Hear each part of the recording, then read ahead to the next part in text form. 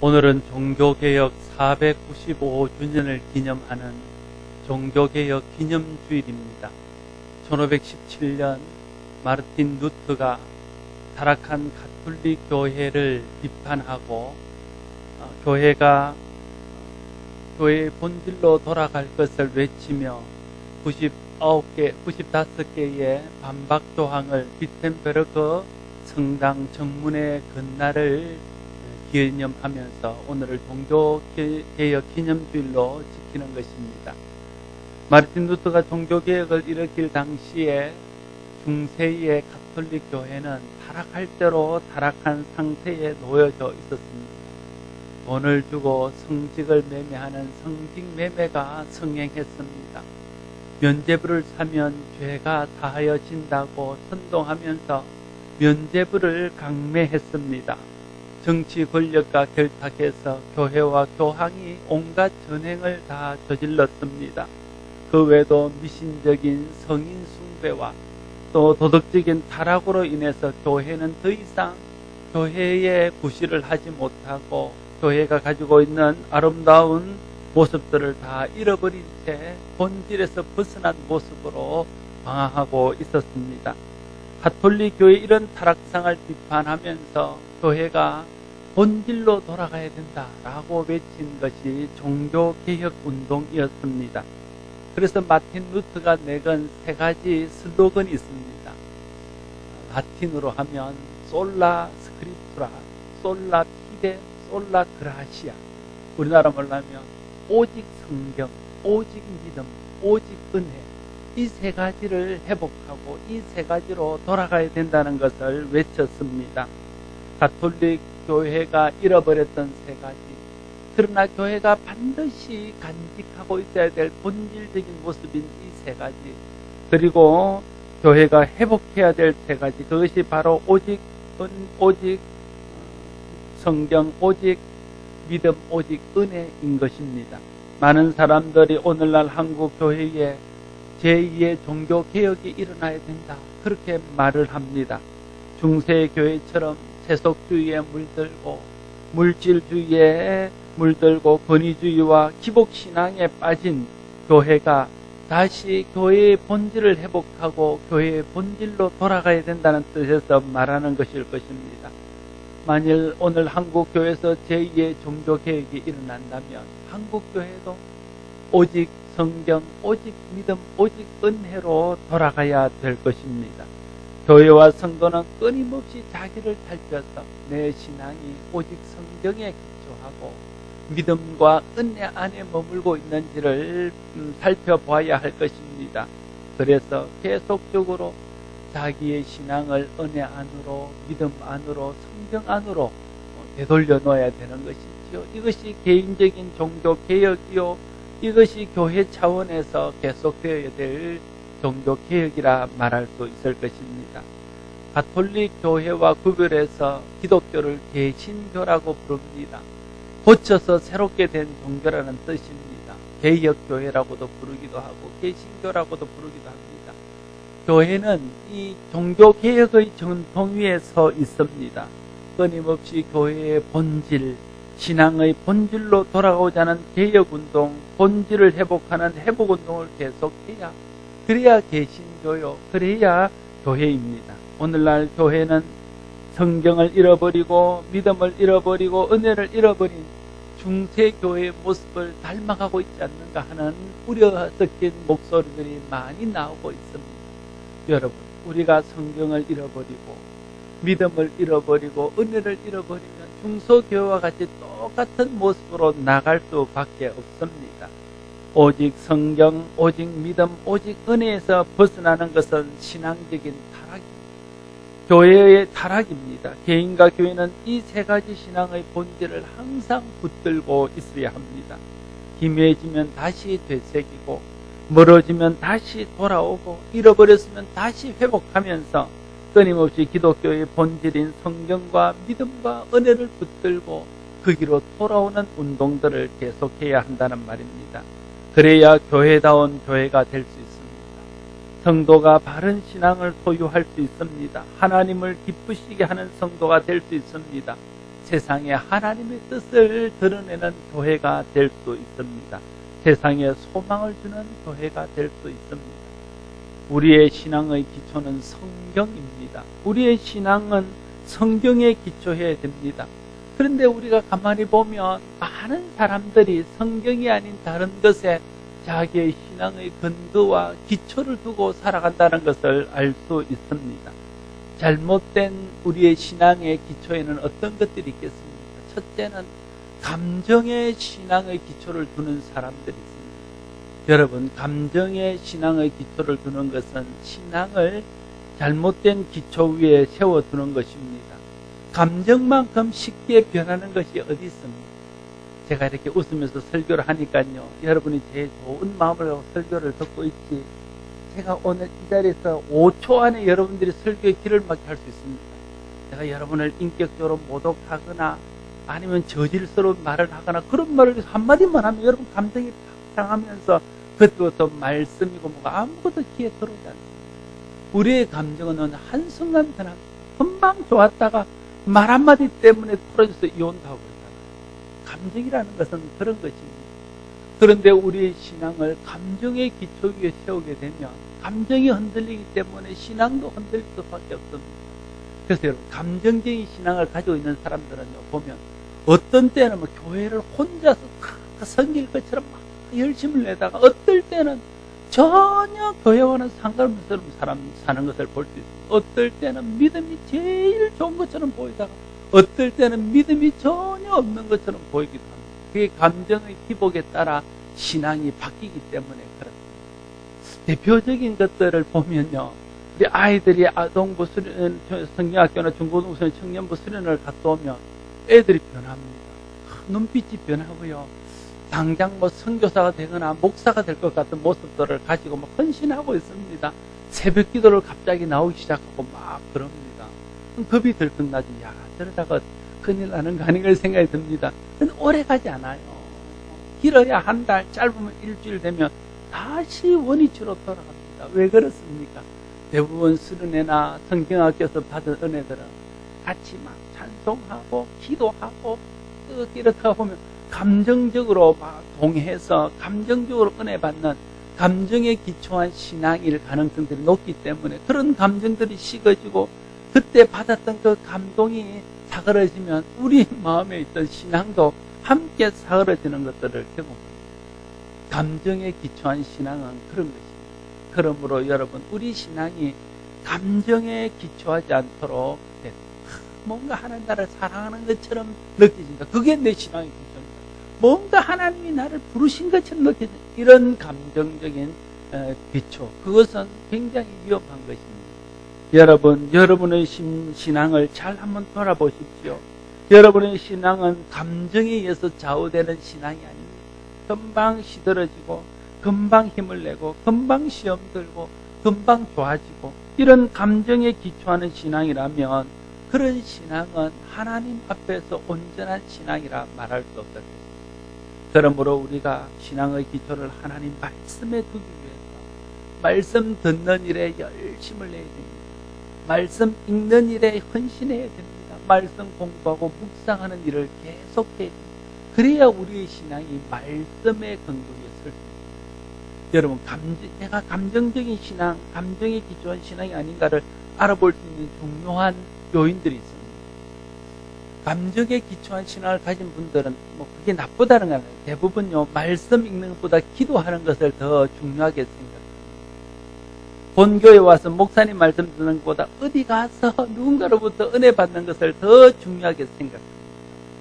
그런 신앙들은 대부분 하나님 말씀이 아닌 감정에 기초한 신앙일 가능성들이 많습니다. 언제나 하나님 말씀만이 우리의 신앙의 기초인 것을 알고 내 감정에서 좌우되는 신앙이 아니라 하나님 말씀에 굳건히 있어서 흔들리지 않는 신앙이 될 수 있도록 해야 될 것입니다.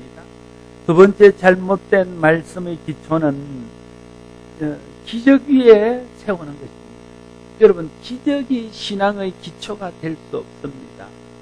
우리는 뭔가 하나님께서 보여주시는 기적이 있으면 내가 믿음이 좋아질 것 같고 뭔가 내가 확신 가운데 서게 될 것 같고 절대 흔들리지 않을 것처럼 생각이 되어집니다.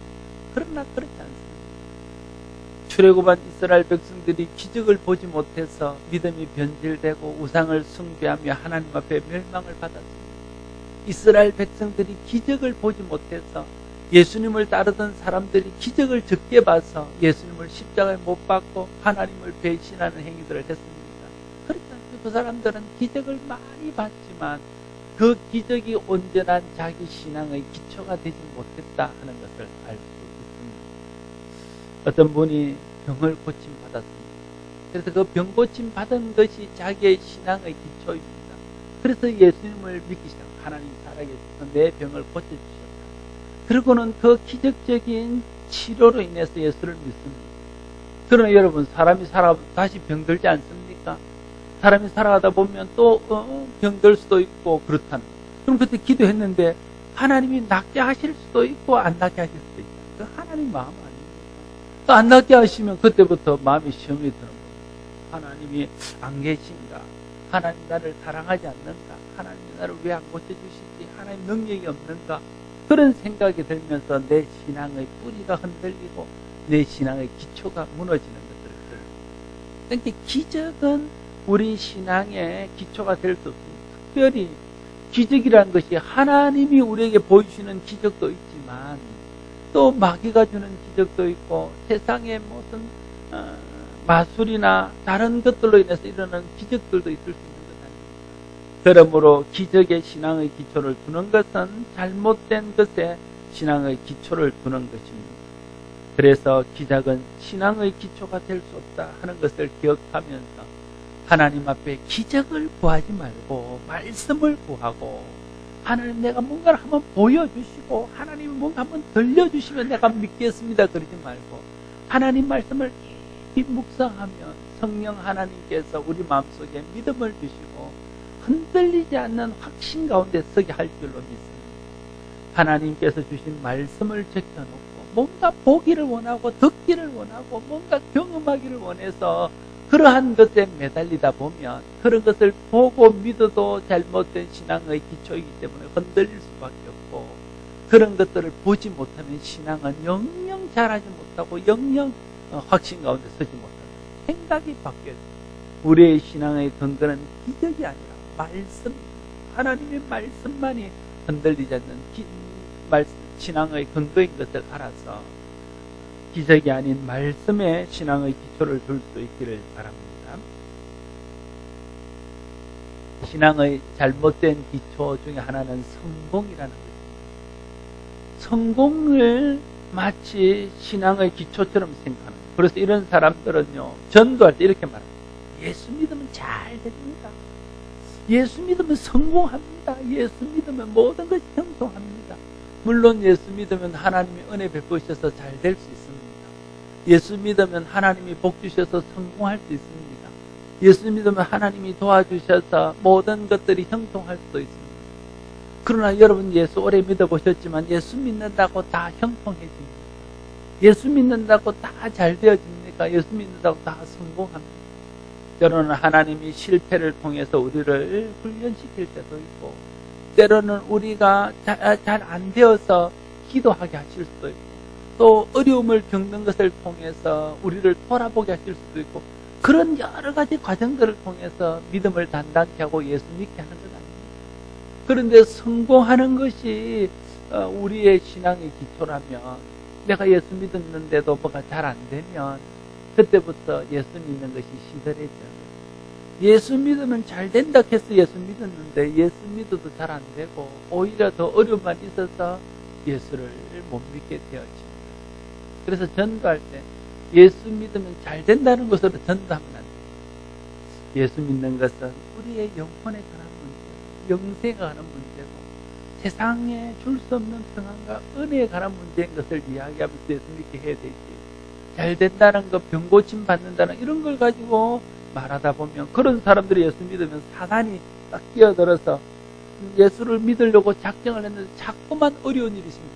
그래서 예수 믿는 걸 포기하는 사람을 저는 수없이 봤습니다. 잘 될 줄 알고 예수를 믿었는데 교회 나오고 또 일이 더 잘 안 되는 겁니다. 뭐 사고가 나고 자식이 하는 일이 안 되고 그러니까 아이고 예수 믿으면 뭐 좋다 해서 믿었더니 오히려 더 안 좋네. 그러면서 예수를 믿잖아요. 성공은 예수 믿는 것의 기초가 될 수 없습니다. 하나님이 우리를 성공하기도 하시지만 실패하기도 하시기 때문에 그렇습니다. 여러분의 신앙의 기초를 성공에 두면 안 됩니다. 그래서 성공의 기초를 두는 사람은 성공하기 위해서 편법을 쓰는 것이죠. 그러면서 이제 스스로 자기를 합리하는 거예요. 하나님이 잘 되게 하시는 게 하나님 뜻이고 성공하는 것이 하나님 뜻인데 내가 이렇게 해서 성공하면 하나님 영광이 되고 이렇게 해서 성공하면 하나님 앞에 기쁨이 되는 거 아니에요. 이런 생각을 한다는 거예요. 그거는 잘못된 생각이다. 또한 어떤 사람은 신앙의 기초를 사람에 두는 사람. 그래서 사람을 믿는 거예요. 그러고 오다가는 사람한테 시험 들어서 예수님도 떠납니다. 사람한테 시험 들고 사람한테 상처받아서 예수님을 떠납니다. 여러분, 사람은 다 거기가 거기입니다. 예수 믿는 사람이나 안 믿는 사람이나 다 비슷비슷합니다. 예수 믿는 사람이라고 특별히 안 믿는 사람보다 훨씬 더 인격적이거나 안 믿는 사람보다 훨씬 더 도덕적이거나 안 믿는 사람보다 훨씬 더 나아질 거라고 그렇게 기대할 수 없습니다. 우리도 다 그냥 하나님 은혜의 길에서 사는 사람이죠. 부족하지만 하나님의 도우심으로 산다는 것 뿐이지 안 믿는 사람이나 우리나 거의 비슷한 사람들이에요. 그런데 너무 사람을 기대하고 너무 사람을 바라보고 예수 믿다 보면 사람을 믿는 것 때문에 자꾸만 낙심하게 됩니다. 사람을 믿는 것 때문에 실망하게 됩니다. 그래서 실족하게 되고. 제가 본 사람 중에서 교회에 시험이 들어서 안 나오는 사람들의 거의 90% 이상은 사람 때문에 안 됩니다. 사람의 시험이 들어요. 물론 우리가 연약한 사람을 실족하지 않도록 애쓰고 노력하고 인격적으로 예수님을 닮아가도록 우리가 힘쓰고 성령 충만을 받아서 인격적으로 예수님 닮은 열매가 맺히도록 힘써야 됩니다. 그러나 그렇다고 해서 우리가 그렇게 완전해질 수는 없습니다. 그래서 여러분 사람을 바라보죠. 목사도 기대하지 마십시오. 목사도 기대할 사람이 못 됩니다. 여러분이 알지 못하는 비밀이 많이 있답니다. 여러분 목사도 기대할 때 누구도 우리가 똑같은 사람들입니다. 오직 우리가 바라볼 것은 하나님이시죠. 그래서 우리의 신앙은 기초는 하나님의 말씀인 성경의 기초를 두어야 한다 하는 것입니다. 바른 신앙의 기초는 오직 하나님의 말씀입니다. 왜 그렇습니까? 하나님의 말씀이기 때문에 그런 것입니다. 하나님이 변하지 않습니다. 하나님은 영원하십니다. 하나님은 신실하십니다. 태초부터 태말까지 하나님은 언제나 변함없이 영원히 동일한 분입니다. 그래서 그 하나님의 말씀인 성경 역시 언제나 변함없이 동일하게 있는 말씀입니다. 그래서 그 말씀의 신앙의 기초를 두면 우리가 어떤 사람의 시험 들게 하는 일과 환경과 실패와 또 감정의 변화 속에서도 신앙이 흔들리지 않고 신앙이 반석 위에 든든히 설 수 있게 되어질 것입니다. 여러분 기억하십시오. 감정이 신앙의 기초가 되어서는 안 됩니다. 기적도 신앙의 기초가 되어서는 안 됩니다. 성공도 사람도 우리 신앙의 기초일 수는 없습니다. 오직 변하지 않는 하나님의 말씀만이 우리 신앙의 기초입니다. 저나 여러분들이 성경에 기초를 둔 신앙을 견지해야 될 것입니다. 날마다 내 신앙이 정말 하나님 말씀에 든든히 뿌리를 내리고 하나님 말씀에 근거한 신앙인지를 점검해보고 성경 읽는 일과 성경을 듣고 묵상하는 일과 성경을 공부하는 일에 헌신함으로써 우리의 신앙이 믿음 위에 말씀 위에 든든히 설 수 있는 그런 오직 성경의 신앙을 회복할 수 있기를 바랍니다. 이것이 우리가 오늘 이 시대에 개인적으로 교회적으로 해야 될 종교 개혁일 것입니다. 두 번째, 오직 믿음으로 돌아가야 됩니다. 구원받는 길은 오직 한 길, 예수 그리스도를 믿는 것입니다. 예수 그리스도를 십자가 부활의 복음을 믿는 믿음 외에 구원받는 길은 없습니다. 자기의 행위나 의로움이나 공로나 선행이나 고행이나 그 어떤 것도 구원을 이룰 수 없기 때문에 그렇습니다. 여러분 이 사실을 잘 알아야 돼요. 오늘 이 말씀이 굉장히 중요한 말씀이 되지만 한번 들어보십시오. 여러분 내가 죄 때문에 우리 모든 사람은 죄의 삭은 사망입니다. 그래서 모든 사람은 죄 때문에 죽습니다. 그런데 여러분, 내가 죽는 것은 내 죄 때문에 죽는 게 아니라 아담 죄 때문에. 내가 죄를 지어서 죄를 죽는 것이 아니라 아담의 후손으로 태어나서 내 속에 본래 붙어 있는 그 죄 때문에 내가 죽는 거예요. 억울한 거예요. 그러니까 내가 죽는 것도 내 행위 때문에 그런 게 아니에요. 여러분, 우리를 죄를 생각하면 내가 남에게 거짓말하고 도둑질하고 훔치고 이런 것들 죄, 그 죄 때문에 우리가 죽습니까? 그 죄 때문에 죽는 것 아니에요. 아담으로부터 내려온 물려받은 그 원죄라고 부르는 그 죄 때문에 우리가 죽는 거예요. 그러니까 죽는 것도 내 행위와 상관없습니다. 내가 뭐 도둑질을 해서 죽거나, 내가 도덕적으로 막 깨끗하게 살아서 살거나, 이런 것이 아니라는 거예요. 내가 도덕적이건 그렇지 못하건, 윤리적이건 그렇지 못하건, 선악은 그렇지 못하건, 공로가 있건 그렇지 못하건, 모든 사람은 자기의 죄 때문에 다 죽습니다. 그래서 우리는 좀 사실은 억울한 면이 없지 않습니다. 좀 특별히 여러분 중에 좀 선하게 살고 경건하게 사는 사람들은 억울한 면이 없지 않아요. 나는 좀 선하게 살았는데 어떻게 나 같은 사람하고 저런 사람하고 똑같은 레벨에서 우리 같이 죽는다는 것은 이 말이 좀 안 되는 것처럼 여겨집니다. 그래서 안 믿는 사람들은 그런 것들을 인정하지 않습니다. 여러분, 죽는 것은 우리의 공로와 상관없습니다. 죄로 인해서 멸망받는 것은 우리의 행위와 상관없습니다. 내 공로, 내 행위와 아무런 상관없이 나는 죽습니다. 아담의 죄. 마찬가지로 우리가 구원받는 것도 내 공로나 내 의나 내 선행과는 아무 상관없이 예수 그리스도의 공로로, 이게 비밀입니다. 이게 구원의 비밀입니다. 마치 이런 거나 똑같습니다. 요즘 가족력이라는 말을 많이 쓰잖아요. 여러분 가정에도 가족력이 있을 것입니다. 부모가 어떤 병을 앓았으면 자녀가 그 병을 앓을 가능성들이 높습니다. 그렇지 않습니까? 그게 가족력입니다. 근데 어떤 가족력은 100% 자녀에게 그대로 유전되는 가족력이 있습니다. 부모가 그걸 가지면 틀림없이 100% 자녀도 그걸 똑같이 갖는, 그래서는 뭐 이런 보면 그런 걸 가지고 있는 사람은 자녀를 어떻게 유전하는 그런 것들을 보게 됩니다. 그런 100% 유전되는 가족력이 있습니다. 죄는 가족력입니다. 아담으로부터 물려받는 거부할 수 없고 누구도 거절할 수 없는 유전인자요, DNA요. 그건 바로 가족력. 우리는 죄라는 가족력을 갖고 태어나서, 여러분, 우리가 그 부모의 가족력을 이어받아서 그 가족력 때문에 병들어서 부모처럼 죽는 것처럼, 우리도 죄라는 아담의 가족력을 이어받아서 그 죄 때문에 우리도 다 죽는 거죠. 그게 원죄라는 거죠. 그래서 내가 죄는 내 행위와는 상관없고 내 의와는 상관없고 나의 의지와는 상관없이 이미 내 속에 들어와 있는 거예요. 그래서 이렇게 말하는 것 아닙니까? 우리가 죄를 지어서 죄인이 아니라 우리가 죄인이기 때문에 죄를 짓는 거예요. 세상 사람들은 죄를 지으면 죄인이라 생각합니다.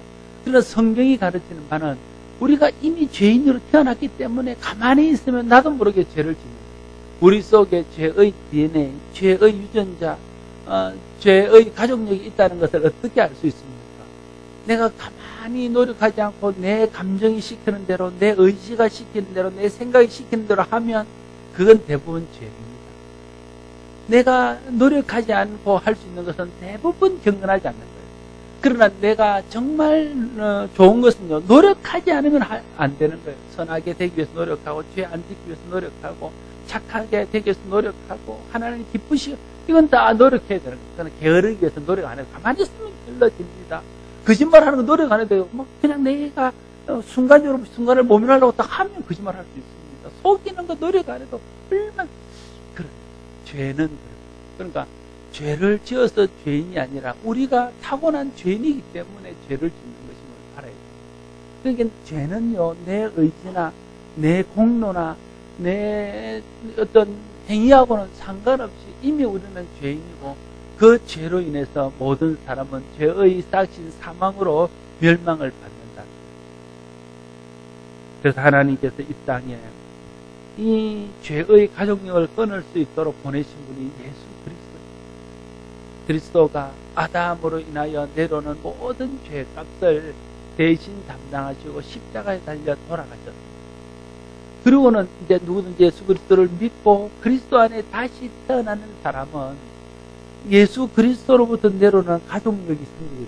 그게 무엇입니까? 그것이 의입니다. 의. 그래서 그리스도 안에 있는 사람은 다 의롭게 되는 것입니다. 그래서 우리는 그리스도를 믿음으로 의롭게 되고 그 믿음으로 의롭게 된 것으로 인해서 구원을 받는 거예요. 여러분의 행위 때문에 구원받는 것 아닙니다. 여러분이 도덕적이어서 구원받거나 그렇지 못해서 구원받지 못하는 것 아닙니다. 여러분이 예수를 잘 믿어서 구원받거나 좀 잘 못 믿어서 구원받지 않는 것이 아닙니다. 우리의 구원은 우리의 행위와 상관없이 오직 예수 그리스도께서 우리를 대신하여 십자가에 달려 돌아가시고 우리에게 의를 물려주시고 믿음으로 그 의를 받은 사람은 예수 그리스도의 십자가 의로 말미암아 구원을 받는다. 그것이 성경이 우리 가르치는 바요. 그것이 우리에게 성경이 말씀하고자 하는 바. 좀 이해가 좀 되십니까? 이게 이해가 돼야 되는데 그래야 정말 우리가 예수님 죄가 내게 들어온 것이 내 행위와 상관없다는 것이 믿어져야 구원받는 것도 내 행위와 상관없다는 것이 믿어집니다. 죄가 내 행위로 되어지는 것이라고 생각하기 때문에 사람들은 구원받는 것도 내가 행위로 뭔가를 해야 구원받습니다. 그게 행위 정도입니다. 내가 죄를 지어서 무슨 잘못되었기 때문에 그 죄값을 내가 치료해야 잘 될 수 있다는 그건 행위죠. 그건 성경과는 전혀 상관없는 것입니다. 죄가 나와는 상관없이 이미 내 속에 와 있기 때문에 내 행위 없이 하나님께서 주신 그 의를 내가 믿기만 하면 그 나의 행위와 상관없는 죄가 내 행위와 상관없는 의에 의해서 상쇄되어져서 내가 산다는 그것이 성경이 말하는 복음입니다. 그래서 믿음으로 돌아가야 된다는 것은 바로 이 믿음으로 돌아가야 된다는 것을 말합니다. 오직 예수 그리스도를 믿음으로 우리 가운데 아담으로부터 유전되었던 죄가 끊어지고 예수 그리스도로 말미암는 의가 우리 속에 들어와서 그 의를 믿는 자마다 예수 그리스도의 십자가 의로 구원받는다는 이 믿음을 분명히 붙들고 있어야 그래야 우리가 어떤 상황 가운데서도 흔들리지 않고 바른 신앙의 길을 갈 수 있다. 근데 우리가 굉장히 잘못하는 것이 하나 있습니다. 믿음으로 구원받는다는 것에 대해서 굉장히 허투루 놓는 말이 있습니다. 그래서 제가 이제 한 말씀 드린 것 같은데 그 말 중에 하나는 잘이라는 말입니다. 이 잘이라는 말이 굉장히 위험한 말이에요. 이렇게 말합니다. 그래 믿어갖고 천국 가겠습니까? 잘 믿으셔야지. 아니 집사님 그렇게 주일 지켜갖고 천국 가겠습니까? 주일 잘 지키셔야지. 그렇게 봉사하고 하나님을 복 받겠습니까? 봉사 잘 하셔야지. 여러분 잘 믿어야 천국 갑니까? 그냥 믿으면 천국 갑니다. 그렇지 않습니까? 여러분 잘 믿어야 복 주십니까? 그냥 믿으면 복 주십니까? 좀 잘 믿는 사람들고 여러분 이 잘이라는 말은요 우리를 행위로 빠지게 합니다. 이 잘이라는 말은 믿음으로 말미암아 구원받는 하나님의 의에서 믿음 멀어지고 내 의로 뭘 할 수 있게 합니다. 그래서 내가 잘해서 뭘 해보려고 자꾸만 잘하려고 그럽니다. 근데 여러분 해보셨잖아요. 잘하려고 그러면 잘할수록 그럴수록 잘 안 되는 게 잘입니다. 하나님의 은혜를 의지해야 잘 되는 게 잘입니다. 그래서 오늘 본문은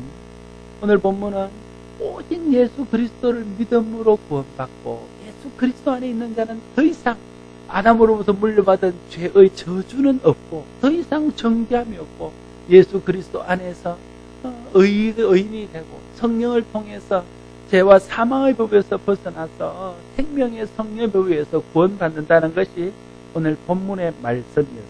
이것이 복음입니다. 그리고 이 복음을 믿는 것이 믿음입니다. 이것을 믿을 때 구원받습니다. 여러분 기억하십시오. 예수 잘 믿어 구원받는 것이 아니라 그냥 예수 믿으면 구원받습니다. 내 의와는 상관없이 내 도덕과는 상관없이 나를 대신하여 십자가에 달려 돌아가신 예수 그리스도를 믿음으로 그 의가 내 속에 들어올 때 그 십자가 의로 내가 구원받는 것입니다. 내가 하나님의 자녀가 되는 것입니다. 이 사실이 흔들리지 않아야 우리가 어떤 유혹 속에서도 흔들리지 않는 것입니다. 그래서 이단들은 자꾸 뭐라도 우리에게 그렇게 믿어가 되겠냐, 목사님 그렇게 설교해도 되겠냐 이러면서 더 잘해야 뭔가 될 것처럼 더 많이 알아야 될 것처럼 생각. 그 모두가 공로주의라는 것을 알아요. 예수 그리스도를 믿어 구원받는 이 단순하지만 가장 본질적인 신앙의 핵심을 늘 잊지 아니하고 믿음 위에 자신을 든든히 세워갈 수 있게 되기를 바랍니다.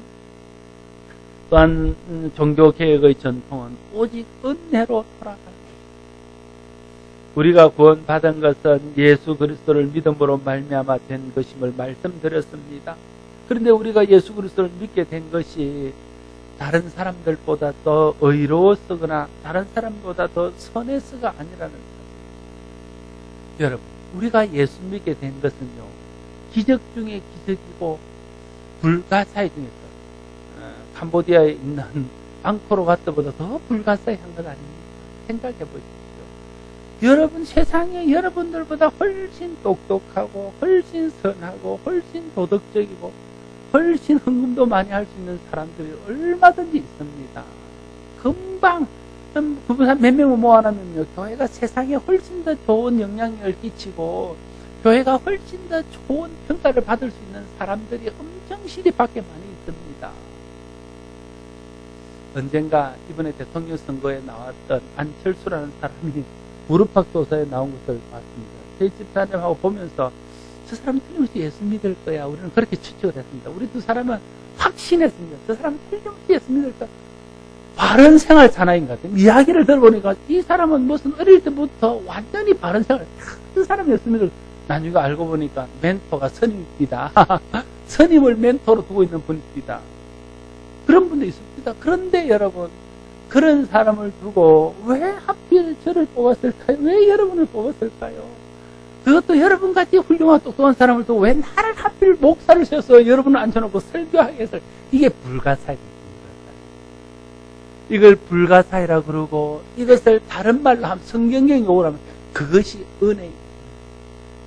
왜 하필 하나님이 많은 사람 중에서 나를 선택하셔서 나를 예수 믿게 하고 나를 구원받게 하고 나를 하나님 자녀가 되게 하셔서 날마다 나를 도와주시고 은혜 베풀어주시고 함께 해주시는지 이해가 안 되는 거예요. 이해가 되는 사람은 은혜가 좀 떨어진 사람. 이해가 안 되는 사람이 정상이에요. 왜 하필 내게 이런 은혜를 주시는지 이해가 안 돼요. 여러분, 이해가 안 돼야 되는데 그건 이해가 다 돼.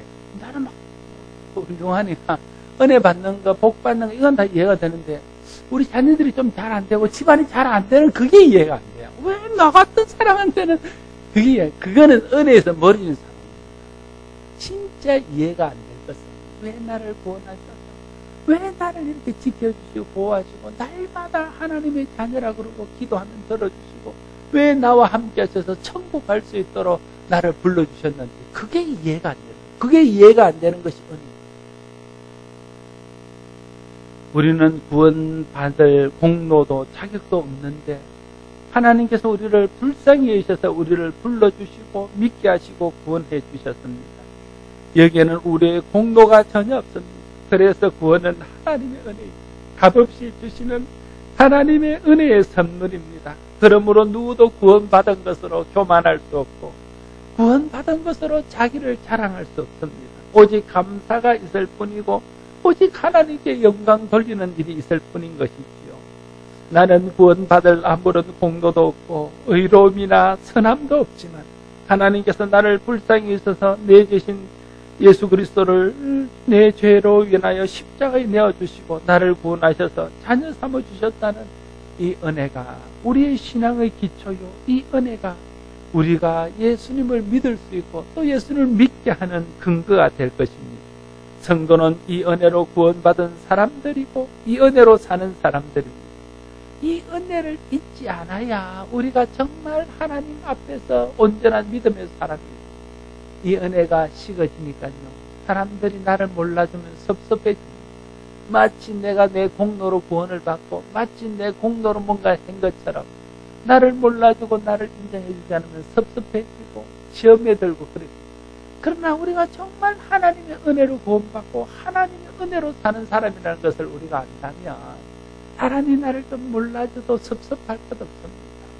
사람이 나를 좀 무시한다고 시험 들 것 없잖아요.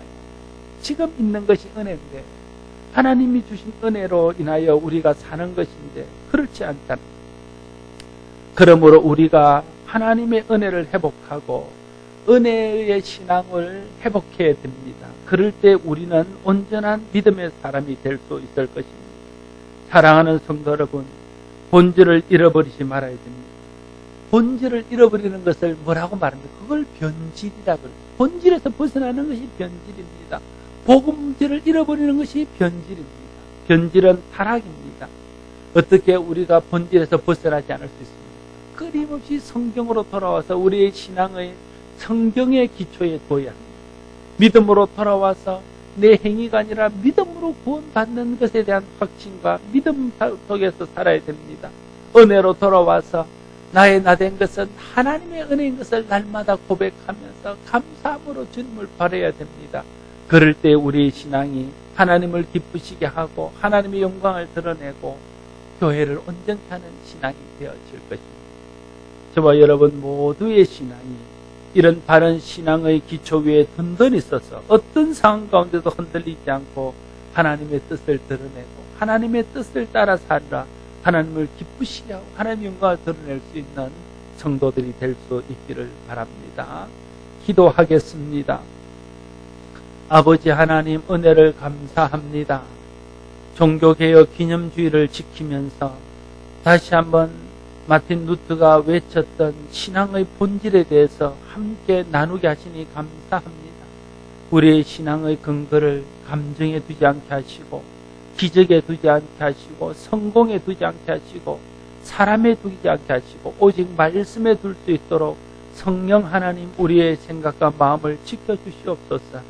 우리의 믿음이 오직 구원에 이르며 하나님의 은혜에 이르게 하는 것임을 알아서 공로가 아니라 믿음이요 의가 아니라 믿음인 것을 알고 우리에게 은혜 주시고 믿음 주신 하나님께 감사하며 살아갈 수 있도록 도와주시고 나의 나된 것은 오직 하나님의 은혜인 것을 고백하면서 은혜에서 떠나지 않는 은혜의 사람 되게 하여 주옵소서. 예수님 이름으로 기도드리옵나이다.